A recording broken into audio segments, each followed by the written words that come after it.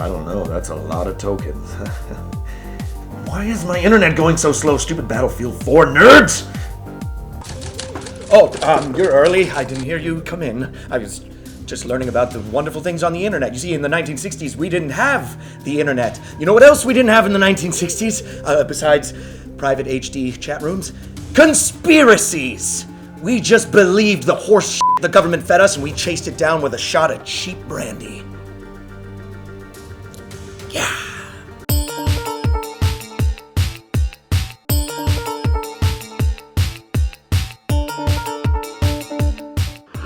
Did legendary filmmaker Stanley Kubrick, who directed such masterpieces as The Shining, Full Metal Jacket, and Dr. Strangelove, help perpetrate an Apollo 11 moon landing hoax for NASA? I was strolling on the moon one day in a merry, merry month of December. No, May, that's right.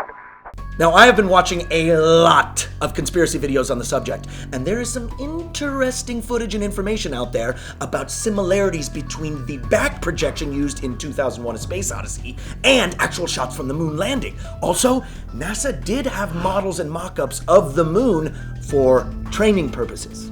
Rumsfeld offered to go and negotiate personally with Stanley Kubrick. He and Henry Kissinger flew to England that same evening. Kubrick was surprised and amused by the idea, but began by refusing. Rumsfeld wouldn't give up. "We're only asking you to do one thing. Just leave us the keys to the studio for one weekend, just so we can shoot a bit of film and take a few shots. Everything will be tidied up again by Monday morning." Kissinger flattered him, telling him that Dr. Strangelove was one of Nixon's favorite films. In the end, Kubrick agreed. The fake footage would be shot in England in the MGM studios near Boreham Wood with a skeleton crew. The 2 technicians and 2 actors would be CIA agents.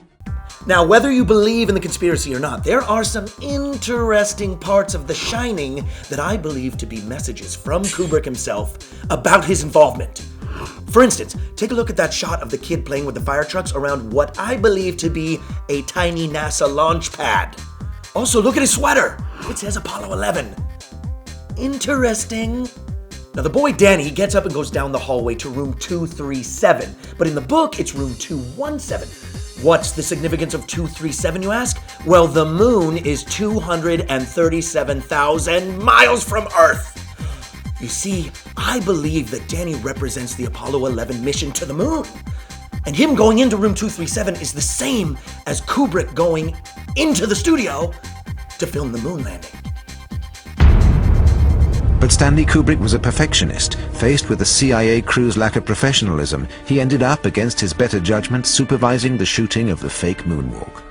"But," he told them, "from Monday morning, you're out of my life for good." Now, when the kid comes out of the room, his Apollo 11 sweater's torn, and he has marks on his throat, and he can't speak. A metaphor for Kubrick being silenced about his involvement in the whole thing. There's also little hints sprinkled into the storeroom. There's a box that reads Box 39.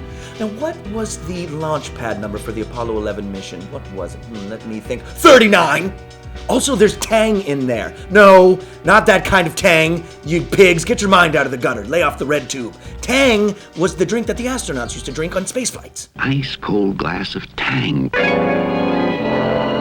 Tang is for Earthmen who just don't want to be earthbound. Drink Tang and go. Tang, the energy breakfast drink for Earthmen. Would Richard Milhous Nixon lie to us? Would America lie to its people just to beat the Soviet Union in a race to the moon? Neil, you are dark on the rock. Mission is a go. They have 21 minutes.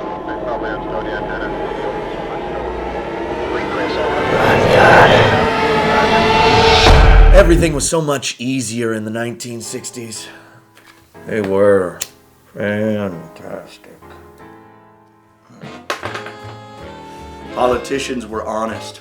Cigarettes were good for you. Hell, who needs a filter? Only pansies wore seatbelts. Martinis at lunch. Drinking and driving, no big deal. Grabbing girls' keisters by the water cooler, they loved it. In 1984, it was just a book. not a how-to manual for the NSA. What? That's un-American. What are you, some sort of commie bastard? Some kookamamie conspiracy theorist? Ugh! These things will kill you. What do you guys think? Did the Apollo 11 really go to the moon? Was Kubrick even involved? Or maybe was he just a backup plan in case things went wrong? Let me know what you think in the comments below, in code. Hey, if this topic tickles your pickle, you should check out a movie called Capricorn 1. It's about a faked Mars landing that came out just 8 years after the moon landing. It's a pretty good flick, and O.J. Simpson's in it. Enjoy. I have discovered a litany of conspiracies in GTA 5 that need to be examined. I'm talking Bigfoot. Shoot me, human. Ghosts, and the hatch from Lost.